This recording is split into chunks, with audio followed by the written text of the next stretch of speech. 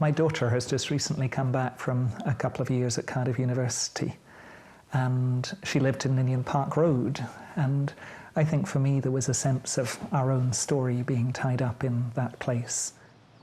I guess for me, with the name Ninian, there's an association with it, even though I never knew my grandfather.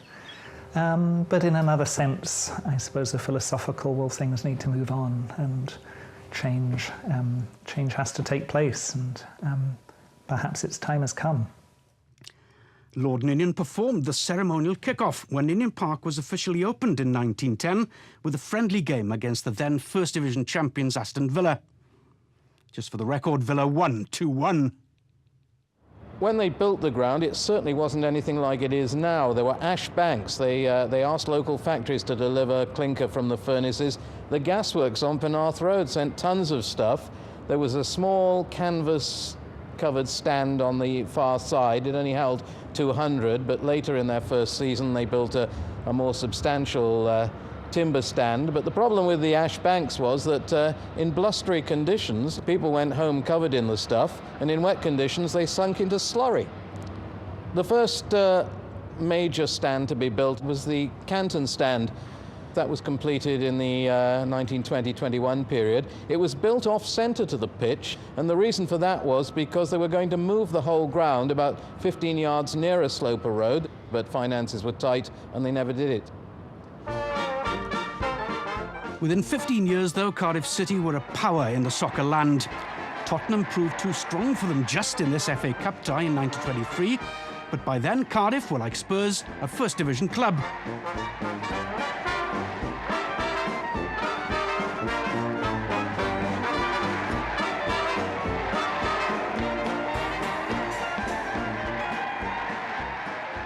Theirs was a meteoric rise. They only joined the second division of the Football League from the Southern League in 1920. They were promoted to the top flight at the end of their very first season.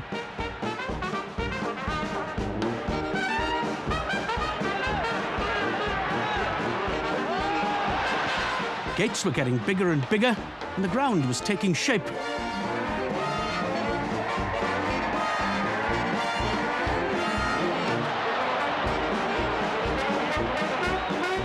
The view from the Bob Bank over to the Grange end.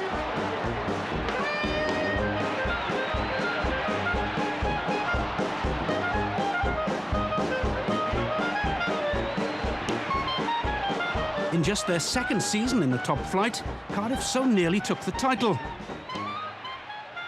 finishing second to Huddersfield by the narrowest of margins. They were in the running right up until the last game, and they lost out on goal average, as it then was, to Huddersfield Town. And the main reason they lost out, because they were favourites to win the title, was because they never turned down Scotland, Ireland or Wales for international players. In those days, you couldn't ask the league to postpone a match because you had international players absent. On one occasion, they had 6 players of the first team out playing in international matches. So they didn't win the title, but they won sporting accolades for their actions.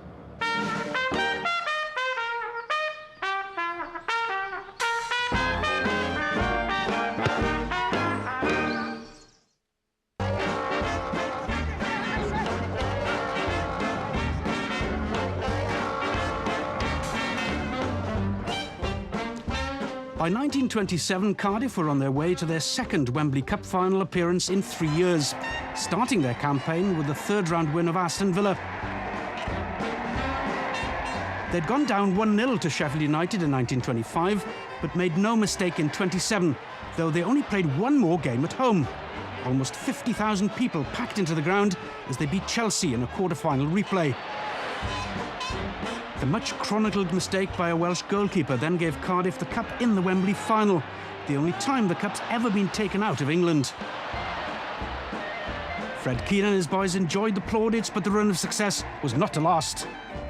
Cardiff City really came in on the back of the post-First World War economic boom, but there wasn't a boom in South Wales. The coal markets slumped, and eventually the general strike came, and Cardiff struggled because of that. But up to that time, they were doing well. They were a well-respected club, and everyone in the country looked to Cardiff City as a sporting organisation that did things in the right way. They ended up, though, in Division 3 South after successive relegations in 1929 and then 31. The 30s were really struggling times, summed up perhaps by the January 1937 fire that destroyed the original wooden stand. They replaced the stand with the centre section of the current main stand. The club were ultimately to recover their fortunes, though, after Herbert, later Sir Herbert Merritt, took the club over just before the Second World War. A successful businessman in his own right, he'd played for the amateur Cardiff Corries Club and now saw the opportunity to bring his professional skills to bear. We took his grandson Christopher Gridley on a sentimental return to Ninian Park he'd visited regularly as a child, to share recollections with the present chairman, Peter Risdale. By Portsmouth for the cup final this year. Oh dear, yes. The autographed shirt that was worn in the cup final itself. We waited a long time to be able to repeat 1927 in terms of being there, but... 1927. Ferguson, Nelson, Watson, Keener, Sloane, Hardy, Ferguson, Irving, Davis, Curtis, McClashen. Well, I can name the 2008 team. Christopher was making his first visit to the ground since the family connection ended around 45 years ago. When I was about 7 or 8, he used to bring us down here before a Saturday match for a kickabout before the ground was opened up to spectators. And we used to go down that end, the Canton end, and I'd play goalie and he'd shoot at goal, if you like. And that was fun, I remember that. And of course, there was one occasion when they let the spectators in whilst we were still having this kickabout. Now, in a little while, a voice from one of the spectators in the Canton stand said, "Come on, Nipper, it's time you dived for these balls he's kicking." And of course, that made me decide that that was something that I really ought to be doing. Herbert Merritt was a world-renowned coal exporter, a Canton boy whose career began in Cardiff docks with Corey brothers.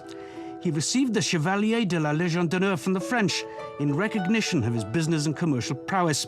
He was already High Sheriff of Glamorgan when he joined Cardiff City in 1939, and with one break stayed till 57.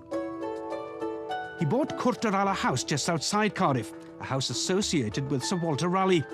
The noted architect, Sir Percy Thomas, designed a new property for him in neo-Georgian style to replace an older house.